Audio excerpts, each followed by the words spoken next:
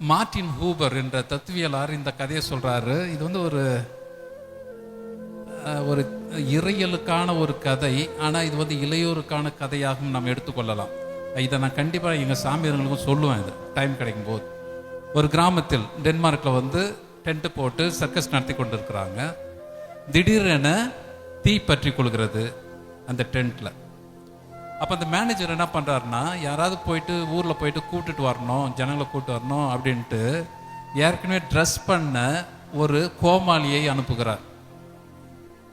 Dress பண்ண கோமாளியை வந்து ஊருக்குள்ளே போயிட்டு சீக்கிரமாக அந்த மக்களை கொஞ்சம் கூப்பிட்டு வாப்பா, நம்மளால் எல்லாத்தையும் கட்டுப்படுத்த முடியாது என்று அந்த கோமாளியை அனுப்புகிறார். கோமாளி போயிட்டு இந்த ஊரில் இருக்கிறவங்களாம் கூப்பிட்றான், வாங்க வாங்க இது போல் டென்ட்டில் வந்து ஃபயர் வந்துடுச்சு, வந்து அணையுங்க அப்படின்னு சொல்கிறான். எல்லாரும் சிரிக்கிறாங்க. ஓ, இவன் வந்து ஒரு ட்ரிக் பண்ணுறான், ஷோவுக்கு நம்ம ஆளை சேர்க்குறான், ஷோவுக்கு ஆள் சேர்க்குறான் அப்படின்ட்டு எல்லாரும் சிரிக்கிறாங்க. இவன் வந்து இல்லை சிரிக்காதீங்க, இது வந்து உண்மையாகவே ஃபயரு, ஏன்னா இந்த ஊர்லேருந்து ஒரு 4 கிலோமீட்டர் இது, வாங்க வந்து ஹெல்ப் பண்ணுங்கன்ட்டு. அப்போவும் யாரும் மசியலை, சிரிக்கிறாங்க. அப்போ அவன் அழுகுறான்.